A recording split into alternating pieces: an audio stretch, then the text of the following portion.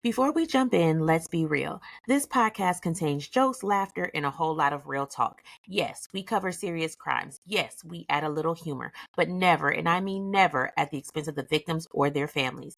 If you're sensitive, easily offended, or the type to clutch your pearls every time someone laughs during a true crime story, this may not be the podcast for you. But if you like your true crime with a little bit of spice, a lot of honesty, and just enough petty to keep it fun, welcome to Melanin Mysteries, baby. Let's get into it. All right, cousins, gather around because today we're diving back into the vault.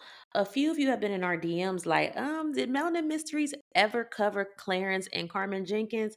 Yes, baby, we did. And since the people asked, we're spinning the block for a Flashback Friday. Now, listen, this case is heavy, it's messy, and it's one of those stories that sticks with you. So, whether you miss it the first time or you need a little refresher, grab your snacks, your bonnet, your emotional support drink, you already know the vibe. And before y'all start, this is one of our earlier episodes, okay? Like, so if you don't, the sound ain't as crisp, polished, and as seasoned as the Melanin Mysteries y'all know today, let us breathe, okay? Dang, we was working what we had when we had it. And cousins, we really need y'all to do us a huge solid, right? We need you to make sure you're listening to this on Spotify. Like when I tell you we are like a hair away, like it just hanging on by two bobby pins close to our next milestone. Every stream pushes us forward so we can keep dropping these cases, the commentary, in the cousin level chaos y'all love. Oh, and before we hit play, make sure you got your tickets to season Slayings. Because don't say we didn't warn you. The slots are sliding away by the day. And baby, once they gone, they are gone. So link is in the show notes. Go claim your seat before somebody else grabs it. All right, y'all, let's get into it. This is the flashback, the case of Clarence and Carmen Jenkins. Buckle up. Again.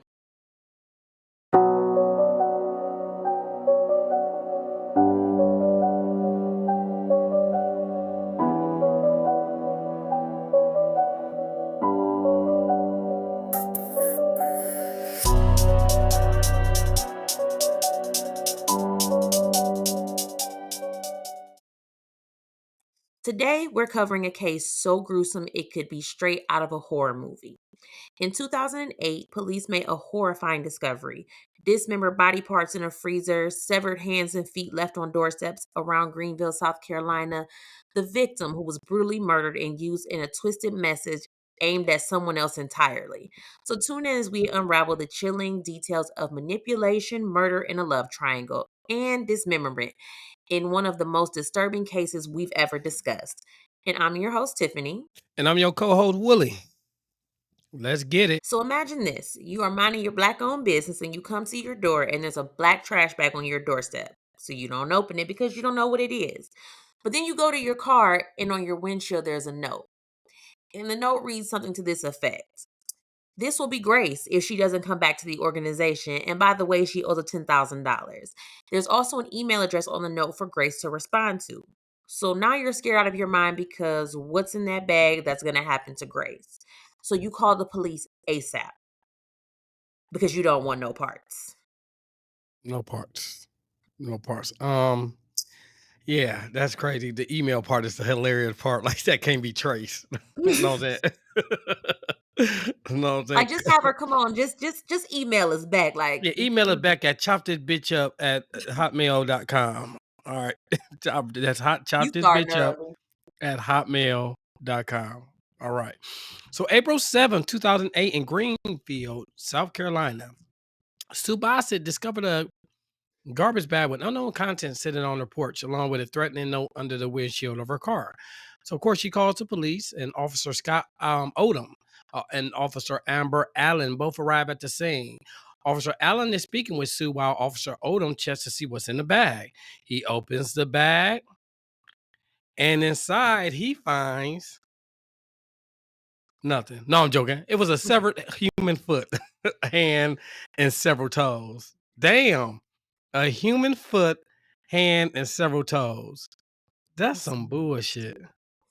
But what's even crazier is across town, another 911 call comes in because there's another black plastic bag on someone else's porch with another threatening letter warning Grace that if she does not come back to that organization with that 10K, this will be her. So officers respond to that home, and that's the home of Juden Burnside. And in the bag that was found at Juden's house was a human hand and a foot. So the first question is, if we're at the homes of Juden and Sue, who the fuck is Grace? And whose body is this? And wait, where is the rest of it? These that's a way to get somebody you put in body damn toes looking like chicken fingers and nuggets on people front step. Geez. So through questioning the two women, police get at least one question answered. They find out who Grace is, right? So Grace Davis is the niece of Sue and the daughter of Judah. However, neither of them know where Grace is. Oh shit. So Grace may be chopped Chopped up. up too. Shit, is that Exactly. Grace? Well, no, that's not Grace because they said this will be Grace. So who But is it? man, yeah, I mean, we know people be trying to cover their tracks.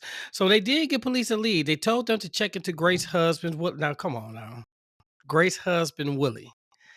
These cases are. We're gonna talk about that on another episode. How these cases always has something that what's the word I'm looking Have for? to do with us, one of Has to us. do with yes, that is so crazy. They were separated because Willie had a hand problem.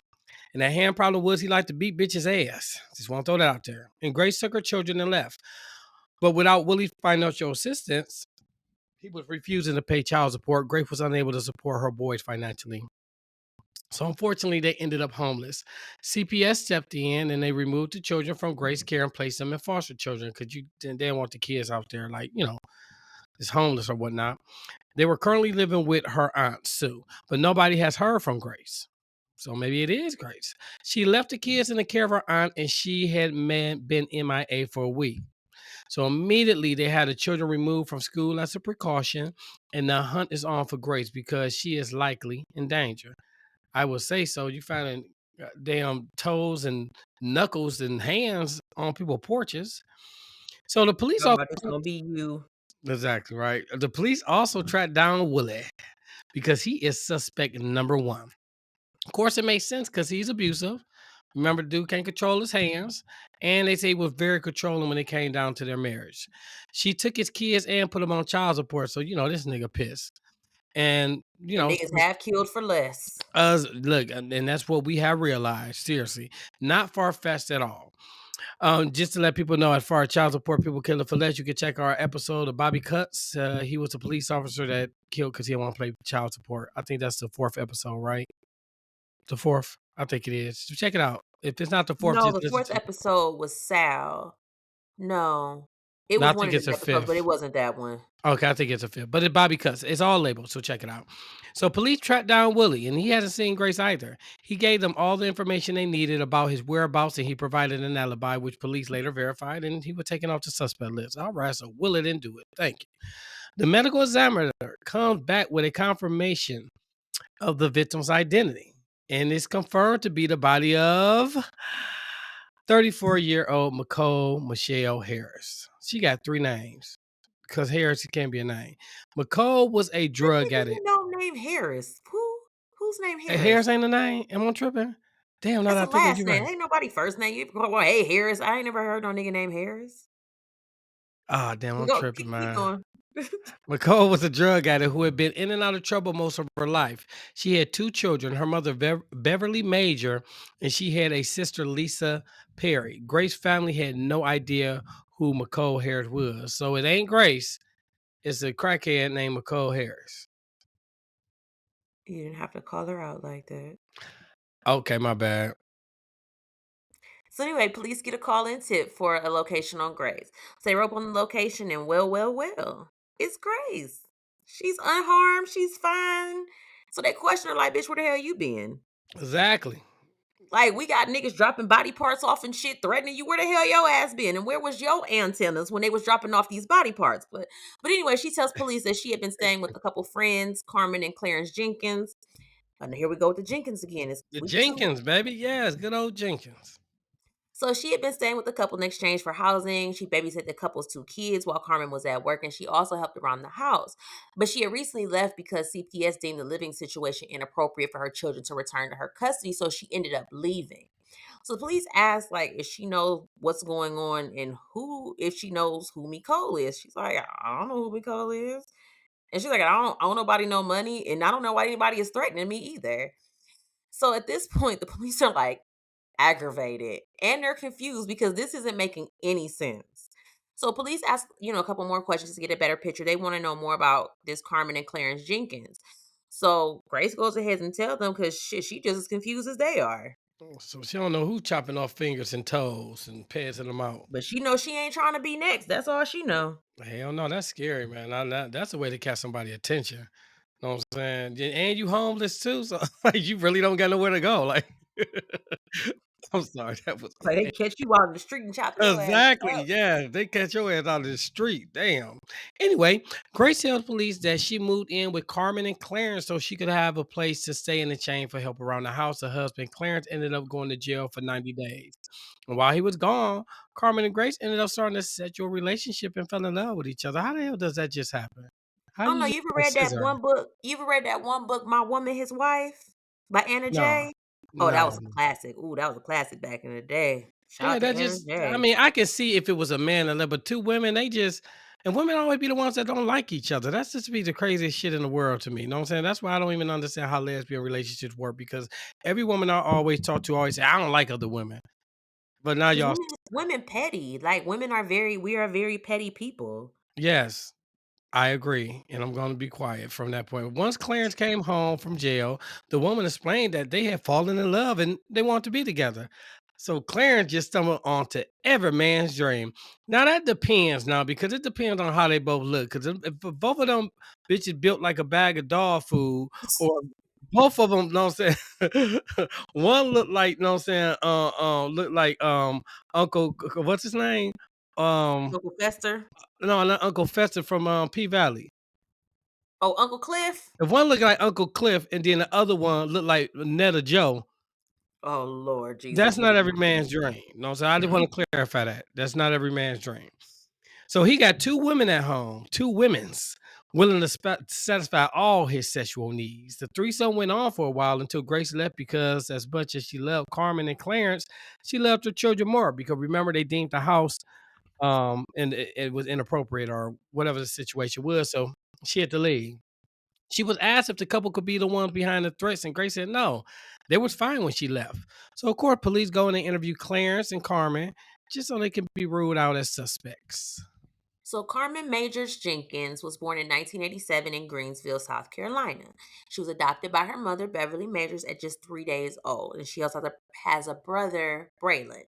So no father was mentioned. She did grow up in the church, and she was an usher, and she was also in the choir. She was also in the band, and she was on honor roll. So basically, she was a good girl. She was, the girl next door. So she was also described as a caretaker and a good girl.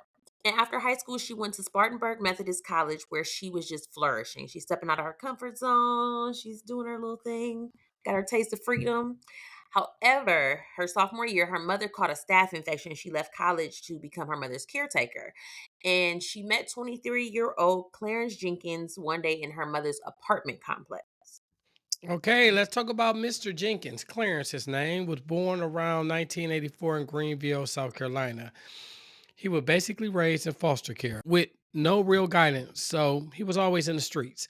He got by committing petty thefts, and he was in and out of jail most of his time. So he was wilding out in early adult years. He would also work construction temporary jobs to get by. So the nigga, he was You know, they unemployed. say the good girls always love the bad boys. That is why do good girls like bad guys? That is the truth. That's crazy as hell to me. Yeah. So when Clarence and Carmen met, they had a fast and hot romance. So Carmen was a virgin and she was at the age of 19. She got pregnant by Clarence not long after they met. And she So was a Clarence, virgin. hmm Damn. why you say it like that? Like it's such a travesty. No, I didn't mean like that. I'm just saying, like the nigga broke going to jail, and he called a girl who actually doing good, and she was a virgin. It just goes by to just further it further what's it proves the point of why I do good girl like bad guys. That's it. Go ahead. I'm sorry. So Clarence wanted to lock her down and make her his. So they got married, and Clarence started working extras at his temp agency job, and Carmen started working at a sports goods store. So they can make ends meet. So police they go by the couple's home and interview them, and they seem to be a nice church going couple. We're not speaking of like, the freakiness they had going on in their home because we don't talk about what happens in people's Yeah, homes. amen that. Ain't none of my business. So they confirmed they were involved in a sexual relationship with Grace, but there were no hard feelings since she had moved out. They also told police that they had no idea about any body parts or any murders. Yeah, and church people be the freakiest people. I don't care nobody say. Church people be the freakiest people. And why do everybody just because they say they go to church, like like that does something to like, oh yeah, they got to be good people because they go to church. That don't mean Mm, shit. you already know how I feel about that situation. Yeah, that don't mean nothing at all. No, I'm saying. By the way, we do have another episode about a pastor who killed his wife because he was trying to get insurance money. You can check that out. I think that's That episode. was Tracy Burleson, Tracy and Pauletta Burleson, and he it wasn't no. He was remember he wanted his mistress. He He wanted was his trying to mission, marry but his remember mistress, but he didn't he want to get still a was trying to divorce. get the. Oh no, he wanted to. That's right. He wanted Yeah, the yeah, insurance he money didn't for the want to get a church. divorce because he thought it would look bad, so he thought he'd kill his wife instead. Yeah. And he was trying to get the insurance All money. right, hold on. We can't give them all of it. You guys go make sure you guys check that one out. I think that's episode 4. You keep saying episode 4. Episode 4 is sound. Oh my god, that hurt. I am doing that every one. I'm going like, I think that's episode 4. Like, no, nigga, that was the one we did last week. Like, oh, you're right. Okay, Oh my gosh. I I'm think sorry. Tracy, it was episode 6, if I'm not Okay, mistaken. episode, yeah, check it out, episode 6. So anyway, police are still digging at this time, trying to figure out why McCall had been chopped up. You know what I'm saying? Who chopped and screwed her up? That's what they're trying to figure out. And who was trying to send a message. They go back to focus on email address and the organization that was on the letter. They track the IP address, which takes them to the Greenville County Library. Remember I mentioned that earlier? You're gonna send an email address? How dumb are you? The library, that's gonna be a shirt. How dumb are you? There you go. The library surveillance tapes show Carmen Jenkins coming in and using the computer library and then leaving. Then another tip comes into police concerning McCall. It was said that she was known to hang out around a local temp agency. Who else hangs around that local temp agency? Hmm. Coincidentally, this is the same temp agency that Clarence worked for. Surveillance is poor. Coincidence. You said what? Such a I would coincidence. never guess that. I would never even guess that. Neither. Seriously. So surveillance is pulled, and on it, it's Clarence talking to McCall while she is sitting on his lap, and they get up and go inside the building. Good old church folk. You got a homeless crackhead sitting on your lap. You didn't had a threesome, and there's a possibility you done chopped and screwed this bitch up. Mm. Mm. So the couple is arrested on April 10th, 2008 on suspicion of murder and dismemberment of a body. Did you know I need to check into this, but I heard that's only a level 6 felony, so you don't even Okay, get a lot what of the time. hell was you watching to hear that? Because I heard the same thing. I sent it to you. It was Oh, the one chick's interview and she was like, yes, the crazy lady. Yes. That's right. Yeah, they say that's like well, I what? thought felony 5 is like the considered the lowest you can go, but I guess they got a felony 6. Yeah, I guess so. She was like, yeah, you don't get much time for that. I was like, oh, okay.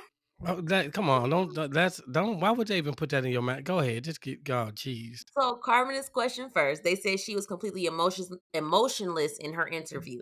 She claimed that she had no idea who Nicole Harris was, and then she immediately asked for a lawyer. Smart one. Guilty, No, she's smart. I don't care if I'm guilty or guilty. innocent. The first thing you do is ask for an attorney. Nigga, if I know for a fact I didn't do anything at all, we ain't even gonna ask for attorney, nigga. I didn't do nothing. That's gonna be my First answer of to all, now everything. you okay? How many? Didn't we just talk to Ricky and he was innocent and they still railroaded his ass? No, you asked for an attorney first and foremost. It don't matter if you innocent, guilty. You ask for an attorney. Don't even talk to me without my attorney present. Yeah, man, they beat Ricky ass like he owed them money too. You right. So I guess you're right. We got to get a lawyer. Jeez. Yes, first and foremost. And by the way, that's on episode 4. No, I'm joking. It's not episode 4. That's episode 11. 11. Yeah, Get that's close, episode. See, close. I You did. messed I it up got it right. again. Yeah, that's episode 11. We got Ricky Jackson on there. So check it out. So that interview was over just as quickly as it started. And Clarence is in another interview room. And when asked, he claimed that he didn't care that Grace left. And he also claimed that he had no idea who Nicole was either. Like, y'all getting on my nerves. I don't know him. I ain't did nothing. So whatever. So the police get a search warrant to search the couple's trailer. And when they got this search warrant, they said this because they lived in a trailer. In a trailer. Now hold Ooh, on. a No, trailer just freaks look. me out. Hey. Let's clear. Some of these trailers be nice. Trailer, I don't know. It Some gives of them me be yeah, you get your nice double wide, some of them things be nice, like real talk. Now, when we think of trailer, we always think of the bullshit ones, trailer trash. But no, some of mhm. them trailers be nice, seriously. Like, 'cause remember Sean on Boy Meets World, he lived in a trailer park, and they called him trailer park trash, and that was, like, my first introduction to a trailer park, and that's just stuck in my But mind. again, exactly, yeah, but they have some nice ones. My ex, her father used to be the trailer park supervisor, right? And so and this was in Atlanta, Georgia. And we went a couple times a year, man. And the one he lived in was nice. It had 2 bathrooms, it had a jacuzzi, but like it was nice, like A real nice. I ain't gonna jacuzzi. lie. Yeah. Oh, okay. So, when they get to this trailer, they said it was disgusting, like, I mean, trifling. Like, they said there was food everywhere, food on the floor. They said there were dishes piled up in the sink that they hadn't been washed in weeks. They said there were bugs. Like, they said the house was just straight up filthy. So somehow, in between all this grease and grime, they were able to notice blood splatter in the hallway and in the couple's bathroom, and specifically in the shower. So they tested the blood, and it did indeed belong to Nicole. So the police also found a handwritten copy of a supposed marriage vows between Grace Carmen and Clarence, and it was written by Clarence. Oh, So both Carmen Clarence. and Clarence were charged and held without bond. Okay. First of all, he should never lie and say he didn't know it. You don't just have no old girl, you don't just have random crackheads sitting on your lap at a temp agency. That's just it's not becoming. The couple was officially indicted on November 18th, 2008. In December of 2008, the state filed a notice of intent to seek the death penalty against both Carmen and Clarence. The prosecutor didn't believe that Carmen played a big role in the murder, so they tried to break her and get her to turn on her husband, which made sense. They went into her attorney and offered Carmen a deal. If you would testify against your husband, we're gonna look out for you. But Carmen says that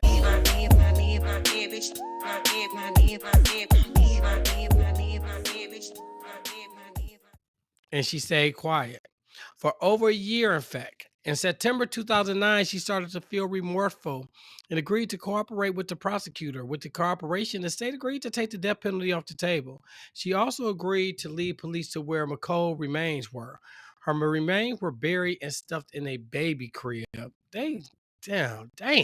The police were finally able to send her remains back to the family so she could have a proper burial. What the fuck they put it in a damn shoebox? Like They what's probably left?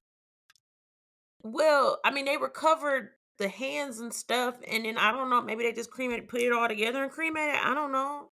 Yeah, you gonna have to cremate her, man. Ain't gonna be no ashes, man. It's gonna be like, ain't gonna be that many ashes left.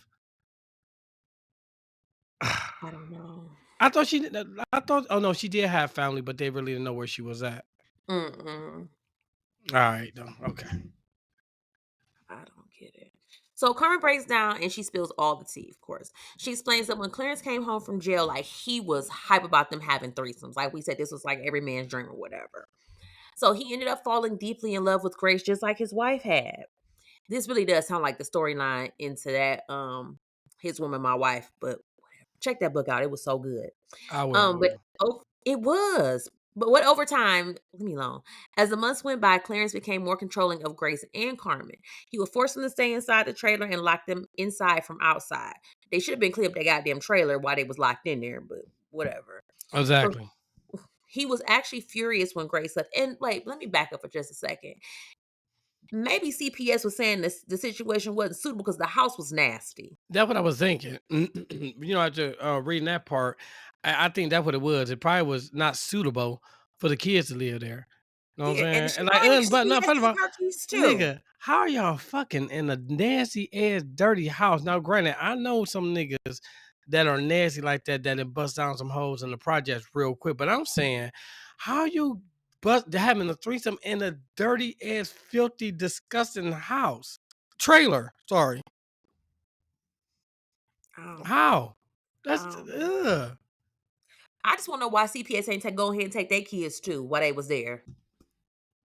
CPS be on some that they a joke themselves. That's a whole It different really is. conversation. So Clarence, was actually furious when Grace left. And his plan was to intimidate Grace into coming back to them because she was a partner in their relationship and she knew too much about the organization that he was in. Now, Carmen, like, I don't know what the fuck this nigga talking about. I don't know what this organization is. It's really giving he's delusional and maybe he's a little schizophrenic. If that's Mhm. completely my opinion, but that's what it's giving. So Clarence put his plan into motion the very next day, and he started off by mailing letters to Grace and her family. He told Carmen that he needed a victim, so he chose Nicole because he felt like no one would miss her because she was an addict and a prostitute. So Carmen said that she wanted to leave, but she was afraid. She said that on April 4th, 2008, Clarence approached Nicole at a temp agency and convinced her that he wasn't really a construction worker. He told Nicole that he and his wife were undercover officers and that she was under arrest for prostitution and possession of crack, and that the only way she could get out of those charges was for her to help Clarence and Carmen with the case. And this case that he was speaking of was his plan to intimidate Grace into coming back. He takes her back to their trailer and he handcuffs her to a chair. But by this point, Nicole is at their house and she's handcuffed under the assumption that she's under arrest. That's what that crack Maybe it was do. crack speaking, yeah. Yeah, that I'm telling you, what's the crack? That was a crack. She was even thinking logically, like, what the fuck? How? Oh, damn. Go ahead. Yeah, so she's at their house and she's chained up. It was crack. That's all I got. That's Yep. it. So McCall agrees. And Clarence removes the handcuffs. He gave McCall the script that he wrote for her to read over the phone to Grace's family members. When she was done, Clarence handcuffed her again and gave her the script he wrote so that she can memorize it. Around midnight that night, Clarence and Carmen take McCall to a payphone at a gas station and call Grace Mom Juden and then her aunt Sue with the script that she had memorized. That's kind of right there. I'm sorry, man. Forgive me. Ain't no cooch in the world that good that I'm gonna go through all this shit. Like, damn, Yeah. like it was that good that to the point that you was like, I can't live without it. So I'm going to kidnap somebody, lie, and say that I'm the police just to force her back into this relationship, this threesome. What the hell? And this is my thing. As a wife, what you trying to say? I'm not good enough? I mean, that's what I would think. Like, damn, you so in love, like, bitch, nigga, you don't even take me out to eat, and you about to kill a bitch just to get another girl back in the three. That's yeah. That's what's love got to do with it. But anyway, when they were done, the three all went back to the trailer and they handcuffed McCall again to a chair for the remainder of the day, which was a Saturday. So late Saturday night, Clarence crushed up Tylenol PM and other sleeping pills and mixed it into ice cream and gave it to McCall. Nigga, she do crack. That probably didn't do shit to her. Know what I'm saying? That's right. She probably like, oh shit, nigga, this is a nice little, this is a nice little good feeling. Yeah. She only ate a small portion. On the next day, April 6, 2008, Clarence ordered Carmen to kill McCall, who, by the way, is still handcuffed to the chair. Carmen attempted to strangle McCall with a cable cord, but she was struggling because McCall was thrashing around and, Carmen lost control of the cords. And plus, obviously she did not want to do it in the first place. So guess what? Clarence stepped in and tied the cord to the back of the chair, placed a bag over her head, and suffocated her. All Damn. for some cooch. All for some cooch. That's crazy as hell to me, man. Niggas crashing out for some third party cooch. Mm. That part. So the couple then took Nicole's body to the bathroom and put it in the shower, and he forced Carmen to participate. They cut up her body and placed some of the body parts in the freezer before they went to dispose of the remaining parts of her body. So after dumping the body parts near a golf course, they went back home where Clarence put the fingers, hands, feet, and toes into two separate trash bags. After midnight, the couple went first to Sue Boss's apartment where they left one trash bag, and it was Carmen who was made to be the one to throw the bag on her porch before she put the note on her windshield. Next, Clarence then drove them to Juden's house where Carmen dropped the bag off on her porch and then placed a letter into her mailbox. Mm. That's traumatizing. Yeah, yeah, yeah, yeah. So on March 9th, 2011, Carmen formally enters her plea with the state to testify in court against Clarence, which required truthful testimony in exchange for a reduced sentence. Then fast forward to September 13th of 2011, the grand jury adds an indictment against Clarence for kidnapping. They Mind you, trying this to is sink all him. Yeah, yeah, but this is all yeah, like, why does it take so long? This all happened in 2008. Why does it take so long? That'd be the crazy because some cases, like our girl's case, Khadijah Brown, that shit went like that. But then some other cases, I mean, take years and years. I wonder what the holdup be. Yeah, I don't I get don't it. know. So then on March 27th of 2012, Carmen officially enters her guilty plea of murder and she's sentenced to 50 years. And on that same day, the state withdrew its notice of intent to seek the death penalty against Clarence. Damn, 50 years, man. Damn, 50 years because of a threesome. Because that's all it was because your husband was in love. I'm like, bitch, let's just use we can't just use the crackhead lady. I mean, damn. He said she must have had platinum between her legs. She had yes, Or she she had had that. crack down there, one of the two, Yeah, it something. was crack or platinum. It was something because he crashed out over that cooch. That nigga said, man, he said, never gonna give you up. I'm never ever gonna stop. Anyway, Clarence went to trial on April 9th, 2012. His trial only lasted 4 days. Carmen, of course, testified. There were also testimony from Captain Kellett, who was a fingerprint analysis expert who tested McCall severed fingerprints and DNA against blood from 4 different locations in the couple's trailer, which included a wall near the ceiling in the bathroom, a wall on the right side of the medicine cabinet, a latex glove that was found on the floor of Carmen's van, and a P-trap of the shower drain in the bathroom. Man, when I say they be investigating, god damn, they be investigating everything, which is it's a good Yeah, they ain't yeah, leaving nothing unturned. nothing. So how long you think it took them to deliberate the jury? So what I think happened is what usually happen. Niggas went back there, they like, all right, he guilty. What y'all want for lunch? They sat there, they Yeah, chill, had a I break, was and then looking at came that back. place across the street. Yeah, that place they sell subs. We should go there. Well, Popeyes got that deal. Anyway, it took them 4 hours.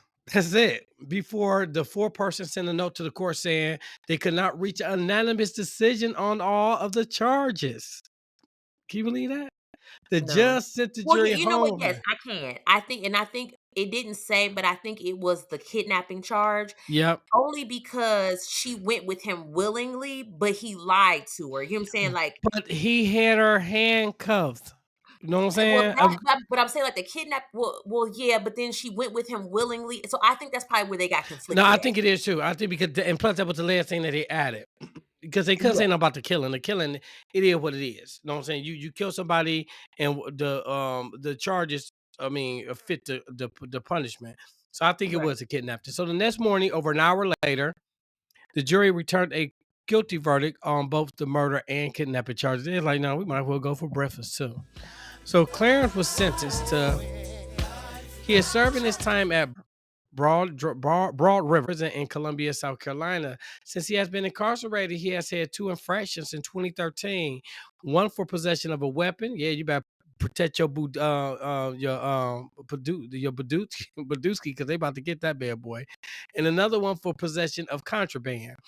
And one infraction in 2014 for threatening to inflict harm on a employee. So this nigga obviously crazy in general. He did complete a GED in 2013, and he has And look at obtained. that. She I even know, had this nigga ain't even have his GED. That and nigga was she dumb.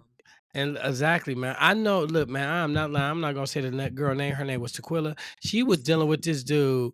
When I say she graduated from high school, I mean graduated from college with a I want to say a bachelor's or master's, everything. Got with her baby daddy, man. The bitch look homeless to this day. Like it's just so crazy how people you get with somebody and they just bring you down, but you can't Mhm. see it because you so in love and so enamored by the person. Yep, that's her name too. If she listening, that's gonna be messed up because she probably don't even realize that shit. Like, I'm like, damn. you said I'm not gonna say no name. You just straight dropped her name. I was like, oh, I okay. know. And so he obtained a couple of vocational certificates. He currently works as a food service aide, and he is now 311 pounds. This nigga done put on some weight. I mean, but Damn. he eating good in that food service area, This okay? nigga this nigga blew up like Cash Money in the He 99 and the he was not that 2000. big when he like He wasn't. man, that nigga is huge in his we should do a side by side comparison because that nigga was not Ain't the that but big. I ain't trying to be funny though. Ain't that kinda just like your baby daddy? It sure is. That I don't know what happened. That man, he went into the military. He was fine as hell. He was 6'3", 185 pounds. That nigga came out looking like Respucia. I don't understand how it happened. But it happened, man. Shout out to the bit nigga Damon. I said his name. Alright, it's on you. Now, if I end up on the next episode, Exactly, like, you damn, know he that done nigga ain't got her. about to be He like, done told her he gonna take her something out to eat. She went. no, that's one. He can't get me on. He know I don't even speak to him. Oh, Nah, shit. Okay, my bad. Go yeah, we don't ahead. speak to him. So, anywho, Carmen was able to get a hearing for a sentence reduction, and she did receive 10 years off her sentence. So now she's down to 40 years instead of 50. She is serving her time at the Leaf Prison in Columbia, South Carolina. She's earned a certificate in Braille, and she has also earned a teacher's aid certificate. She's had no infractions, and she's currently working with the Seven Habits program, which I found out is a process that changes prison cultures by building a common foundation for staff and offenders. And this process allows both groups to use a common language to find mutual understanding and foster an environment conducive to behavioral change. So her release date is scheduled for April 1st, 2048. So she's got a long ass time to go. And you said she is a teacher's aide? You know, look, look, they'll hire her ass in Cleveland Public Schools. They probably would. Like, Mhm. real talk, they would definitely would. They would hire her ass, you know what I'm saying? She'd be walking from side by side, the senior killer with the little killers, you know what I'm saying? Sure would. And you're wondering what happened to Grace, Miss Davis? Well, we don't know, but I'm just gonna assume she's somewhere living her best life. She probably unbothered, and she just probably likely that she is happy that she escaped while she still could. That's But she probably thinking threesome, so. she probably ain't never have another threesome again in her life. She was She like, probably like, oh, "No," she said, "No, this coochie didn't it's no, it's too much power in it." You know what I'm saying? I can't do it. Yeah, I'm telling you, she ain't no way after you just went through that. No, first of all, no. I'd probably turn celibate and just be a nun, okay? Because that's just too much. I got niggas threatening me with body parts. Yeah, I'm body probably parts. They cutting off fingers and they talk pointing right about at some this you. will be you if you don't come. And wait, let me just kind of back up for a second. Where was that $10,000 for? Yeah, that is a They good question. never I said didn't even think anything about that. about why. I I mean, guess maybe they want to. I don't know. Maybe they want to seem legit, but again, you dealing with some crackhead. You dealing with people that obviously, you know what I'm saying, smoke crack because it's. I mean, it's no way that you could have thought for 1 second that that was going to work. Like I'm not like so you threatened me by chopping up body parts. Do you think I'm about to come back to you so you so you could can chop chop up my my body ass up parts? too. Like yeah. So what was you thinking? And then the fact that the wife, Carmen, no, I can't. Oh yes, I can. It's probably your retarded ass. You just.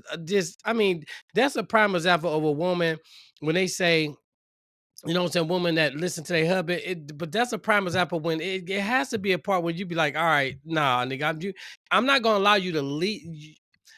I'm gonna respect you as the leader and the head of this house, but if you lead me into some bullshit, I'm not going. This But nigga they can't even. also said they also like hinted at the fact that she may have had Stockholm syndrome. Well, I don't know so Stockholm is and what syndrome that is, but whatever the case is, you know what I'm saying? Her dumb ass that she should have been cleaning the house.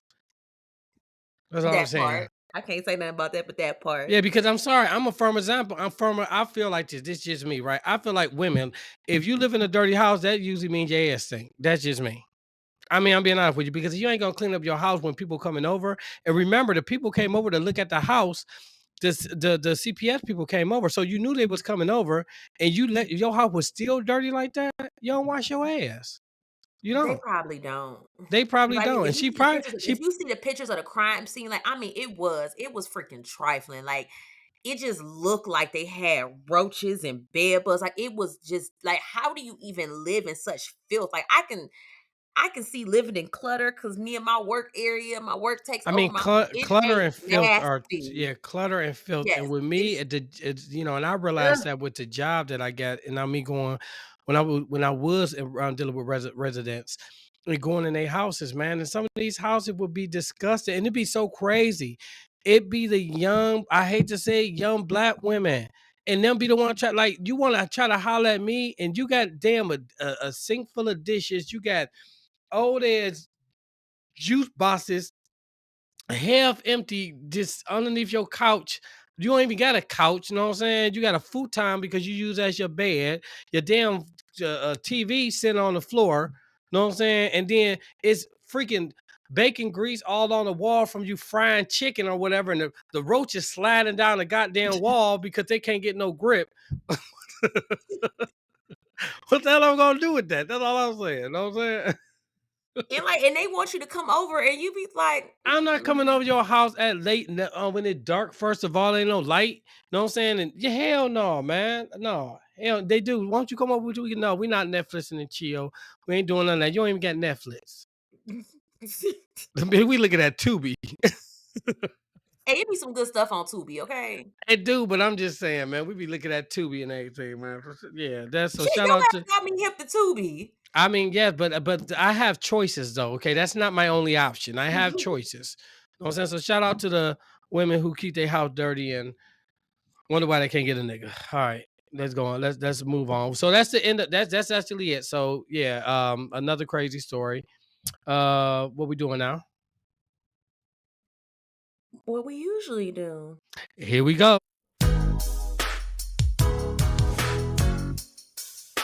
Love, lies, and alibis.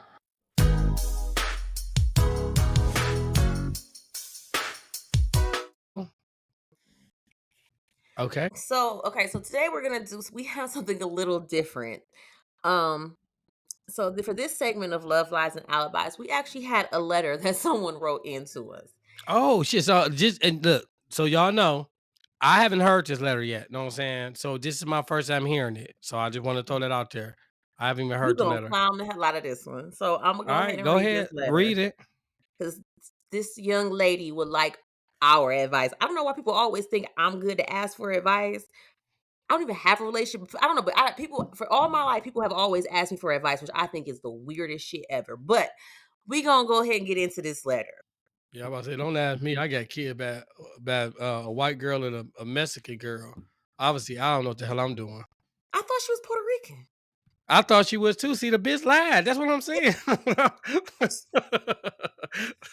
There's lies everywhere. Damn, bitch, she the lie. Go ahead, man. Okay. Oh God, I gotta get my life together because that just took me out. Okay. So, dear Tiffany and Willie, I never thought I'd be writing you, but I'm at a crossroads and I need some serious advice. I'm a young woman who married a man. He's serving a life sentence in prison. We met after he was already incarcerated, and while most people wouldn't understand, we fell in love and decided to get married. Despite his circumstances, I truly believe he is my soulmate. So now we're talking about starting a family. And since natural conception isn't possible, we're planning to use in vitro fertilization to have a baby. He's been so supportive and excited about this, and he keeps telling me that his family, whom I've never met, will help us financially once the baby comes. He says they're wealthy and that I shouldn't worry because they'll make sure that we're well taken care of. But here's the issue. Everyone around me thinks I'm making a huge mistake. My family and friends are constantly warning me about the challenges of raising a child when my husband is locked away for life. They think I'm crazy to trust in promises from a family I've never met, and they question whether I'll be left to do this completely on my own, emotionally, financially, and physically. They say I'm setting myself up for heartbreak and hardship, and that I'm being naive about how hard it would be to raise a child with a husband in prison. I love my husband and I believe in our future together, but lately I can't help but wonder if they're right. Am I being foolish to pursue this dream of starting a family in such a difficult situation? What if his family doesn't come through like they say they will? Am I putting myself and my future child in an impossible situation? I need your help to figure out whether I'm following my heart or walking into a situation that could lead to regret. And it signs sincerely hopeful but conflicted. Man, this bitch dumb. I'm sorry. Why would you even write us about something like that? Like common sense would take. Like what do you want with a nigga that you can't even touch, feel? Like you can only see this nigga behind bars. And trust me. Know what I'm saying? He gonna end up being in a relationship with a man while he in jail. So you actually gonna be the side bitch. In reality, you know what I'm saying? Because he gonna have a full relationship while he in jail with a man named Larry. That's So what I one, say. it was actually this lady on TikTok, and she said she was a phlebotomist in a prison somewhere. Can't remember where she said, but she did mention how a lot of these men, and this has been said multiple times, but a lot of these men, they do have full blown relationships while they're on the Man, inside them that they're niggas not be giving telling up, y'all. been giving up and taking Bucci cat while they in jail. Period, point blank. Know what I'm saying? You in jail for life and everything. You mean to tell me, yes, trust and believe when one of them flamboyant, know what I'm saying, gay dudes come in, know what I'm saying, and you talk about hold my pocket, yeah, it's about to go down. So if you really think that this is going to be a relationship gonna work, you a dumbass. No offense. No, get you a nigga that's free. I'd rather see you with a nigga that's free that work at McDonald's that's struggling then you get with a nigga that's in jail for life, know what I'm saying, knowing good and well that, know what I'm saying, either he juggling or somebody juggling his balls. And also the fact that you've never met his family, but family is going to financially support you. There's jail talk. Men will say whatever. He already got you to marry him, which is you're putting your life on hold for someone who is never going to be able to be available for you. And so basically you're doing time with him. So for the rest of your life, You're you literally have on the schedule with him when he calls, when you see him, like nothing, no spontaneous. Know what I'm saying? Like when nigga, well, I mean, like real talk, like how I don't even know. I mean, that I'm gonna be honest with you. I don't and even know. then I would say that's And again then the the wait, but then the other fact of is he's saying that his family is wealthy, whom you've never met, and they're going to help you. bitch. You They don't know should have helped his ass get out of jail with getting his ass a good lawyer. That's what the hell you should. That nigga got life, a life in jail. This nigga did life. You got life, nigga. Obviously, they ain't wealthy enough to get you a lawyer where they could have negotiated some type of time. So that's all jail talking. Her little goofy ass falling for it too, man. Yeah. So if you listen, and I apologize, you probably won't listen to this again. But yeah, I was very thinking that she ain't gonna never yeah, listen she ain't. Yeah, again. she probably crying. I ain't gonna never write them. Don't write us with no bullshit like that no more. Know what I'm saying? Look, if you want answers, we gonna give you the honest goodness answer. But I mean, you gotta really when you write this shit, you need to think about. This is what I tell everybody. If if your daughter came to you and said everything you just said and said to you, what would be the advice you would give her? No, that is true, 'cause that's exactly what I have had to Like tell real my talk. sister as Yes, you well. gotta really say, if my daughter came to me right now and said this bullshit that I just wrote, what would I tell her? Would I honestly tell her, girl, you stick it through, stay by your man? This nigga is in jail. And he got a man already. I'm telling you, I guarantee that. He in jail for life. Ain't no getting I out. don't, because we don't know how long he's been in jail. We don't like she It's didn't describe. We it don't don't know make how a long difference. he's He been in ain't jail. getting out. No, he's not. He got life. He's not getting out. You're not getting out, so you're stuck in jail. What type of relationship could thrive like that? There's no relationship that can drive like that. And Thrive then to think about it, to start a family and to deprive, you're purposely bringing a child into the world in a who's never broken going to have home. a father. You are bringing a child in that the only way he can see his father is FaceTime. I mean, on the little video conferences. The nigga can't teach him how to play basketball. Can't do nothing. Can't do any of that. So he can't, I mean, can't do nothing, any of that. The stuff that a child needs, he can't give. So you are creating another broken home. That's the dumbest shit in the world to me. Yes, it's the dumbest shit in the world. Know what I'm saying? Can't No, take your father. I 100% agree. Like I'm just very confused. It's just so many things I'm confused about because I'm not marrying a man in jail, especially a man that has life. Because I'm not. First of all, I ain't gonna hold you. I'm not the Bonnie and Clyde hold you down. I got things to do. I'm not putting on. I just got things to do, and that's no. I'm not doing it. Is the dating So pool that goddamn bad? Is it that bad that a woman will say, I'd rather than be alone, I would take a nigga that's in jail for life? mhm, Like, is it that bad? apparently it is. I mean, I've at this point removed myself from the dating pool, like, cause it's just it's just scary out there. Like, so I can't say, but there. I mean, but women have come to a point where I've even heard they're like they're okay with sharing a man because they don't want to be alone. They're okay with accepting less than what they deserve because they don't want to be alone. So I don't really know what to say because I'm at a point where I know what I'm not gonna accept, and I'm not about to accept no bullshit. Yeah. So Yeah. it's just easier for me to just be by myself because I'm not jumping through hoops. I'm not catering to no man that's catering to 5 different bitches that I just don't have it in me to do, and I'm busy. So that's that. Yeah. You see, even Nova said something about it. I feel you. Yeah, Nova on board. So yeah, so we gonna She said she ain't that tolerate no bullshit from no nigga exactly. either. That's why Hey, she's look, single too. exactly. We're gonna end it by saying, yeah, you need to go ahead and rethink this whole situation. That's all I'm gonna say. And get a divorce too, baby. Oh, quick, real quick. Yes, you need to also get a divorce because you're going to spend all whatever good years waiting around on somebody that's never coming home. Never coming home. So she Never said coming. he got a life. All right. Anyway, all right, let's move on. Okay, so we are at the end. Um, and what do we need to do? Okay, so a couple things. I know y'all are probably tired of us saying this. However, this is However, this is our mission. So remember Khadijah Brown, episode 9. episode Episode 9. 9. Yes. DJ and Jeremy Brown. Listen to her episode, and if it is on your heart, her mom has set up a GoFundMe account to assist her with trying to get another attorney to assist with giving her a sentence that actually fits the crime. Because she was again railroaded, and we just want to bring awareness to her case. If or even if you don't donate money, if you could share her story, if you possibly know of someone who has a platform that can share her story. I have been reaching out to influencers, and I'm just trying to bring awareness to her case. Like I said, we're not saying that she's innocent, but we are saying the punishment does not fit the crime. And also her mother is trying to get grandparent like rights to see the kids, so it also needs assistance with that as well. So like I said, if you just can share her story, anything you got to contribute to that part. No, just I mean, like I said, it's everything is not what you think. She's just at the end of the day, we're not saying that she did not commit the crime. We just saying the crime don't fit the punishment. It was definitely an accident. It should have been either involuntary manslaughter or it should have just been manslaughter like that. So that's what we're trying to do.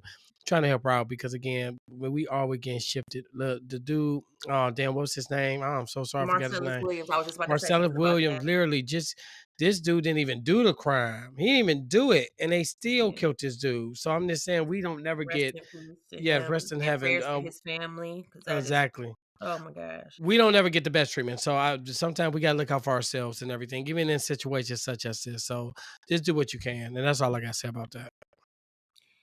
And so from here, this is really all we have. But do we just want to ask if you could share our podcast? Our numbers are going up, and we're super excited. We're doing so much better than I thought we'll be doing at this point. But we're super excited. So just make sure you share with your family and your friends and your coworkers, and tell us how great we are. Or how bad if it look, hey, let's be honest. If you don't like it or you think that we need to work on, tell us that also. Yeah, you know what I'm But saying? not We on a only not on a review though. You can tell us that in our yeah, DM or tell it, something. let us know on the thing. And we definitely will work on it. We definitely will. Yeah, because you see, he's working on like paying attention and stuff. I have, yes, I do. I Mhm. make sure I listen to anything now. I pay attention because somebody made a comment about it. Yep. So that is pretty much all we have. You got anything before I close it out? No, no, no. Just tell them you know you got this Oh, part. so feel free to reach out to us on our social media. We can be reached on Instagram at Melanin Mysteries Pod, and on Facebook and TikTok, Melanin Mysteries Podcast. Oh, All right. So just remember that love should not come with a life sentence. So make sure you choose freedom and not felonies. no felonies at all, and that is our time. You guys take it easy. We appreciate you for listening.